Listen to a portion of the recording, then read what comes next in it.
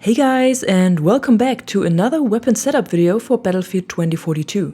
Today I'm gonna show you my favorite Marksman loadouts and also explain a bit why I use these attachments. In general, I always have two different setups for these rifles, a close and mid-range and a long-range setup, but I do not switch too much between them during a match, only if my default setup is not working. At the inner circle I always have the close range setup, so that's the one I start with, and in the second slot I have the long range setup.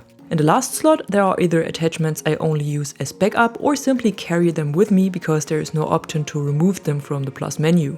Let's start with the DM7. The DM7 is perfect for close and mid-range because of its higher fire rate and better handling compared to the SVK. But it can also be used on long range, not as good as the SVK but still pretty okay. In general, the DM7 is the most balanced marksman rifle. In my default setup, I'm using the Ghost Hybrid Scope because of the variable zoom, the Close Combat Magazine for a higher rate of fire and faster reload speed, the Rattlesnake Grip for more accuracy when moving, and the Arcom Tactical Muzzle Brake to reduce the vertical recoil. In the second slot I have a long range setup, but I barely use it on the DM7. It comes with the 6x scope, the standard issue magazine for a bit more firepower and range, the ADR bipod for more stability, and the extended barrel for even more range, but on a slight loss of fire rate. I only switch to this setup if the match turns into a sniper battle and there are enemies lying around on every high ground and hill. Usually I prefer the faster setup for more active playstyle. But what I still use a lot from the long range setup is the bipod.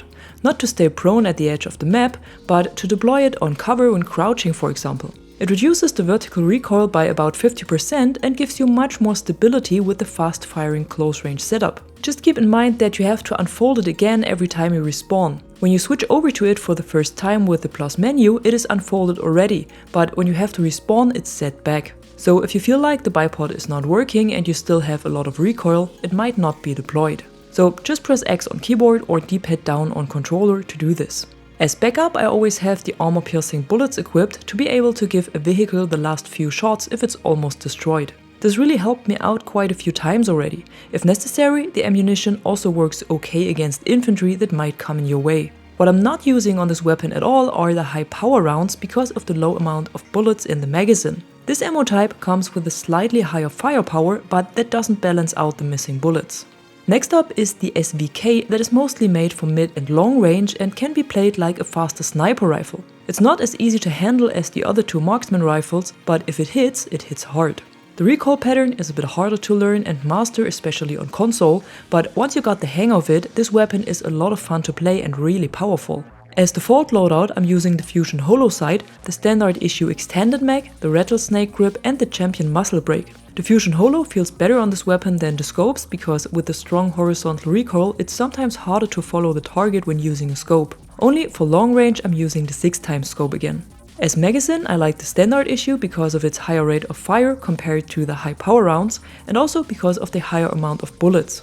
The high power rounds are my setup for long range because of the higher range and firepower, and as backup I also have the armor piercing bullets equipped. For the grip, the Rattlesnake is my go-to attachment because I'm used to moving when shooting, but if you are more static when shooting you might be better off with the Cobra grip or the LWG grip. I would also recommend to equip the bipod in one of the slots for the same reason as for the DM7. It's pretty strong when you can deploy it to defend a position, plus it gives you much more stability when firing at long range. For the barrel attachment, you should definitely go with the Champion Muzzle Brake and only this one. I don't know if it is a bug or if it is intended, but this muzzle brake has much better stats than the other attachments. Normally, the brakes and compensators increase your accuracy by 2 points and either reduce horizontal recoil or vertical recoil. But the Champion Muzzle Brake increases the accuracy by 20 points and also the range by 10 points. And when playing with this muzzle brake, you will definitely feel the difference and recoil reduction compared to the other attachments, so be sure to use it.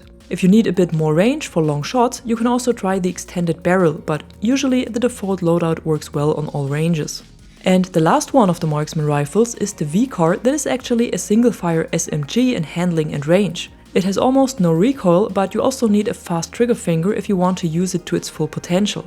Overall, I think this is the weapon that is the hardest to play in Battlefield 2042 and it took me quite a while to find a decent setup for it.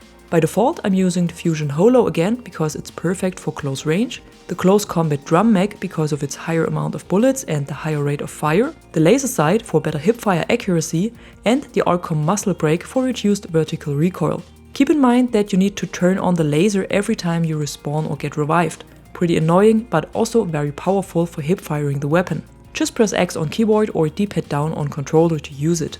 For the VCAR, I don't have a real long range setup because that's simply not what the weapon is made for. But if you want a bit more range and firepower, you can try the standard issue magazine, the LWG or Cobra grip, and the long barrel. Just note that this setup will also reduce the fire rate. What I wouldn't use on the VCAR is the shortened barrel. It would increase the fire rate even more, but since you have to trigger the weapon, you would also have to trigger faster to reach the highest possible rate of fire. If you have a fast trigger finger, then maybe try it out. But for me, it didn't have any massive advantage.